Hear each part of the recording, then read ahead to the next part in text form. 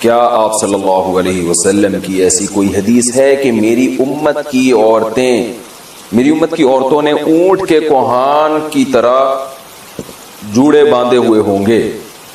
تو کیا عورت کے لیے جوڑا باندھنا جائز ہے؟ اگر گھر میں غیر محرم نہ ہو تو کیا اس صورت میں باندھ سکتی ہے؟ نیز اس حالت میں نماز ہو جاتی ہے یا نہیں؟ امت اللہ صاحبہ انڈیا سے۔ رسول اللہ صلی اللہ علیہ وسلم نے فرمایا کہ قرب قیامت میں ایسی عورتیں پیدا ہوں گی کاسیات عاریات، لباس پہننے کے باوجود برہنہ ہوں گی، اور فرمایا رؤوسہن کاسنمۃ البخت، ان کے سر ایسے ہوں گے جیسے اونٹ کے کوہان، جیسے اونٹ کا کوہان اٹھا ہوا ہوتا ہے نا، تو ایسے سر ان کے اٹھے ہوئے ہوں گے۔ اس سے صاف پتہ چلتا ہے کہ عورت کے لیے سر کے بال اوپر کی طرف اٹھا کے رکھنا یہ ناجائز اور حرام ہے۔ تو جوڑا باندھنا ہے تو پیچھے کی طرف باندھے، اوپر کی طرف نہ باندھے، چاہے محرم ہو یا نہ ہو، اس سے کوئی فرق نہیں پڑتا۔ تو ایسی عورتوں کے بارے میں نبی نے فرمایا لا یجدن ریح الجنہ وان ریحها لیوجد من مسیرۃ کذا وکذا، یہ جنت کی خوشبو بھی نہیں پائیں گی، حالانکہ جنت کی خوشبو تو بہت دور سے محسوس ہوگی۔ اور ایسی حالت میں عورت کے لیے نماز بھی جائز نہیں ہے، مکروہ تحریمی ہے، کیونکہ نماز کے اندر گناہ کا ارتکاب کیا جا رہا ہے۔ جب بھی گناہ کے ساتھ نماز پڑھی جاتی ہے تو اس کا اعادہ لازم ہوتا ہے۔ جوڑا بنا کر نماز، اتر پردیش یو پی، یہاں سے خاتون نے پوچھا ہے، اتر پردیش ہمارا بھی وطن جو ہے نا یو پی ہے، سہارنپور۔ جب بھی کوئی صاحب اتر پردیش سے رابطہ کرتے ہیں نا تو ایک دم ہمیں اپنے ابا دادا یاد آ جاتے ہیں۔ کیا بال کو جوڑا بنا کر نماز ہو جاتی ہے؟ بال کو کا جوڑا بنا کر اگر سر پہ یعنی اوپر کی جانب جوڑا بنایا ہے تو پھر نماز مکروہ ہے، کیونکہ حدیث میں ایسی عورت پر لعنت وارد ہوئی ہے۔ پیچھے کی جانب اگر جوڑا بناتی خاتون تو ٹھیک ہے۔ آئی لائنز لگانا، یو پی سے کسی نے پوچھا ہے خواتین کے لیے آنکھوں پر آئی لائنز لگانا کیسا ہے؟ میں نے سنا کہ یہودی لگایا کرتے تھے۔ آئی لائنر یہ کیا ہوتا ہے بھائی؟ آئی لائنر بہرحال جی یہ کہہ رہے کاجل کی طرح کی کوئی چیز ہے، آئی لائنر تو لگانا جائز ہے، یہودی تو لگایا کرتے تھے، لگاتے بھی ہوں، تو یہ تو ایک زینت کی چیز ہے نا، اس کا یہودیوں سے کوئی مذہبی رسم تھوڑی ہے۔ باقی اس میں یہ دیکھ لینا چاہیے کہ کوئی ایسی چیز لگانا کہ اس کی تہ جم جائے اور وضو کا پانی اس میں نہ جائے تو ناجائز ہوگا، جیسے نیل پالش میں۔ اور اگر صرف زینت برائے زینت ہی ہے، یا مینسز کے دنوں میں خواتین لگا رہی ہیں کہ وضو کا کوئی مسئلہ ہی نہیں ہے اس وقت، تو پھر بلا کراہت جائز ہے۔ خلاصہ یہ کہ یہودیوں کی وجہ سے یہ ناجائز نہیں ہے۔ پانی پہنچے نہیں پہنچے وہ آپ خود تحقیق کر لیں کہ اس میں پانی پہنچتا ہے کہ نہیں پہنچتا، اور پانی پہنچتا ہے یا نہیں پہنچتا اس کا ایک سادہ پروسیس ہے کہ آپ کاغذ پہ کسی بھی ایسی چیز کو لگائیں جو آپ نے جسم پہ لگانی ہے نا، کاغذ پہ لگائیں، جب وہ خشک ہو جائے تو پانی ٹپکائیں، تو پانی کا قطرہ اگر جذب ہو جاتا ہے اندر تو اس کا مطلب پانی پہنچ رہا ہے، جذب نہیں ہوتا تو اٹ مینس پانی نہیں پہنچ رہا۔ واٹر پروف کاجل یا آئی لائنز میں وضو کا حکم، کاجل میں آئی لائنر میں واٹر پروف لکھا ہوا ہوتا ہے، ایسا نہیں ہے کہ اس میں کوئی پلاسٹک لگتی ہے، پلاسٹک دکھتی ہے، لیکن اس پر یہ لکھا ہوتا ہے، تو کیا اسے لگا کر وضو اور نماز ہو جاتی ہے یا نہیں؟ اگر واٹر پروف ہے تو صاف مطلب ہے کہ اس کے اندر پانی نہیں جائے گا، اور جب پانی نہیں جائے گا اس کے اندر تو پھر وضو نہیں ہوگا، نماز بھی نہیں ہوگی۔ شوہر کی خواہش پر آئی بروز بنانا، اگر شوہر کی خواہش ہو تو کیا بیوی کے لیے آئی برو بنانا جائز ہوگا؟ مسز خان کراچی سے، نہیں جی جائز نہیں ہے۔ نبی صلی اللہ علیہ وسلم نے لعنت فرمائی ہے ان عورتوں پر جو اپنی جو آئی بروز ہیں، بھویں ہیں، ان کے بال نوچتی ہیں، چونکہ یہ تغییر خلق اللہ ہے، اللہ کی تخلیق کو بگاڑنا ہے، تو حرام باتوں میں شوہر کی اطاعت جائز نہیں ہے۔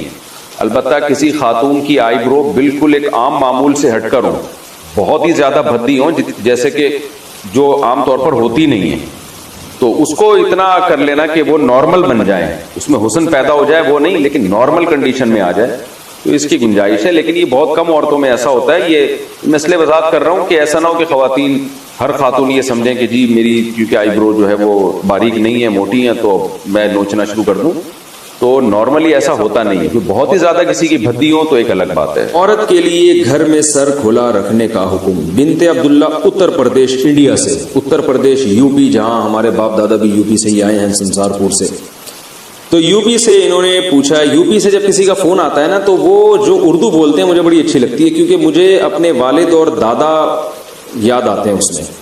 دادی، وہ ہماری دادی اور والد جو اردو بولتے تھے نا، وہ بالکل وہی اردو تھی جو اب یو پی سے کسی کا فون آتا ہے تو وہ جو اردو بول رہا ہوتا ہے، مجھے بڑا اچھا لگتا ہے ان کا اردو بولنا، کیونکہ مجھے اپنے والد صاحب اور والدہ اور اپنی دادی جو ہمارے پرانے بزرگ دنیا سے جا چکے ہیں، اللہ تعالیٰ ان سب کی مغفرت فرمائے، ان سے جو ہم نے اردو سنی تھی وہ ایکسنٹ اور وہ لب و لہجہ ہمیں یو پی سے مل رہا ہوتا ہے، بڑا اچھا سا محسوس ہوتا ہے۔ کئی دفعہ جو یو پی سے کسی کی کال آئے تو میں ان کو کہتا بھی ہوں کہ آپ تھوڑی سی بات کریں، مجھے بڑا مزہ آ رہا ہے، مجھے ایسا لگ رہا ہے جیسے میرے والد صاحب کی یاد تازہ ہو رہی ہے، والدہ کی، اور جو ہماری دادی وغیرہ جو اردو بولا کرتی تھی۔ ہماری تو اردو ظاہر ہے وقت کے لحاظ سے چینج ہو گئی، لیکن وہ جو یو پی کی اردو تھی نا، وہ آج بھی یو پی والے وہی اردو بول رہے ہیں، ان کی اردو میرا خیال ہے چینج نہیں ہوئی ہے۔ تو انہوں نے کہا ہے کہ عورت کے لیے گھر میں سر کھلا رکھنے کا حکم، کیا گرمی کی وجہ سے لڑکی گھر میں والد اور بھائی کے سامنے صرف گلے میں دوپٹہ ڈال سکتی ہے؟ اگر سر نہ ڈھانپے تو کوئی حرج تو نہیں ہے؟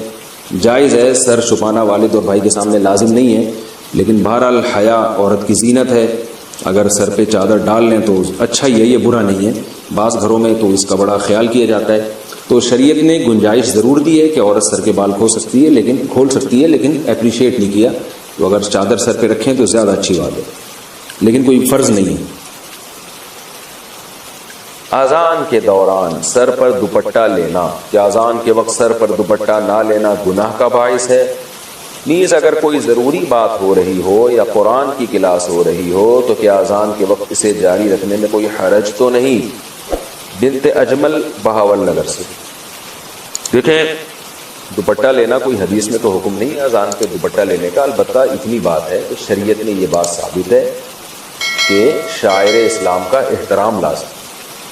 وَمَن يُعَظِّمْ شَعَائِرَ اللَّهِ فَإِنَّهَا مِن تَقْوَى الْقُلُوبِ، قرآن کہہ رہا ہے کہ جو بھی شاعر اللہ کی تعظیم کرتا ہے، احترام کرتا ہے، تو یہ دل کے تقوی کی علامت ہے۔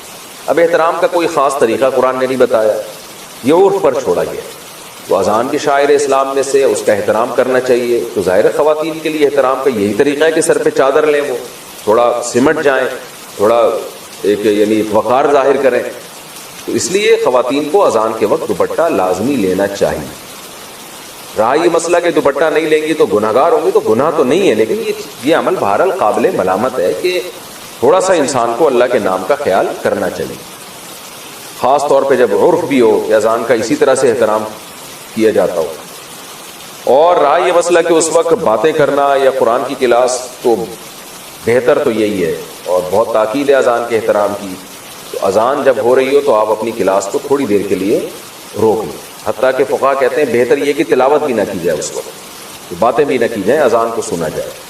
البتہ اس سے وہ اذان مراد ہے جو آپ کے محلے کی مسجد کی ہو، کیونکہ اذانیں بھی 4-4 5-5 آوازیں آ رہی ہوتی ہیں، تو بس وہ جو آپ کے محلے کی مسجد کی اذان ہے آپ اس کا احترام کر لیں تو کافی ہے۔ باقی اذانیں ہو رہی ہیں پھر وہ ہونے دیں، تو فرض واجب تو نہیں ہے یہ عمل، لیکن یہ اذان کے احترام کا بہرحال تقاضا ہے۔ ہاں کوئی بہت ہی اہم مجلس ہو جس کو بعد میں کرنا ممکن نہ ہو تو وہ ایک الگ بات ہے، اس میں پھر اذان کے وقت بھی اس کو جاری کیا جا سکتا ہے۔ نقاب عورت کے لیے پورا جسم ہے، چہرے کے نقاب نہ کرنے کے بارے میں کیا حکم ہے؟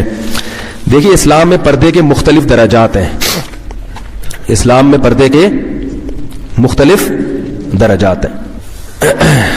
ایک درجہ تو یہ ہے کہ عورت اپنے آپ کو اتنا چھپا دے کہ اس کی چادر پہ بھی مرتی نظر نہ پڑے کبھی بھی، تو یہ سب سے اعلیٰ درجہ ہے۔ بعض صحابیات ایسی ہوتی تھیں وہ ان کو کبھی کسی مرد نے دیکھا ہی نہیں، ان کو مخدرات کہا جاتا تھا، لیکن ظاہر ہے یہ وہی خواتین ہو سکتی ہیں جن کا پھر مردوں سے کوئی لین دین نہ ہو یا معاشرے میں کوئی۔ حضرت عائشہ رضی اللہ تعالیٰ عنہ تھی، انہیں چونکہ مسائل بتانے ہوتے تھے تو وہ آواز کا پردہ نہیں کرتی تھی، وہ بتاتی تھی مسائل پردے کے پیچھے سے، لیکن کچھ صحابیات ایسی تھیں جو اپنی آواز بھی مردوں سے چھپاتی تھی۔ تو اعلیٰ درجہ ہے، کوئی عمل کرنا چاہے اور اس میں کوئی نقصان بھی نہ ہو تو سب سے اعلیٰ درجہ ہے، لیکن لازم نہیں ہے۔ دوسرا درجہ یہ ہے کہ عورت اپنا چہرہ کھولے اور اپنے ہاتھ اور اپنے پاؤں کھول لے، باقی پورا جسم غیر محرم مرد سے، یہ سب غیر محرمی کی باتیں ہو رہی ہیں، محرم مراد نہیں ہے، محرم سے پردہ نہیں ہوتا، تو غیر محرم مرد سے چہرہ، ہاتھ اور پاؤں کے علاوہ پورا جسم کیا کر لے؟ چھپا دے۔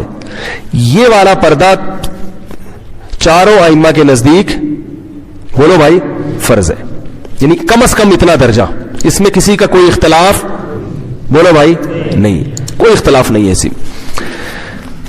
عورت اپنے سر کے بال نامحرم کے سامنے نہیں کھول سکتی، ٹھیک ہے نا، اپنی پنڈلیاں اپنی کلائیاں نہیں کھول سکتی۔ چہرہ اور ہاتھ، اس کے بارے میں کیا ہے بولو بھائی اختلاف ہے۔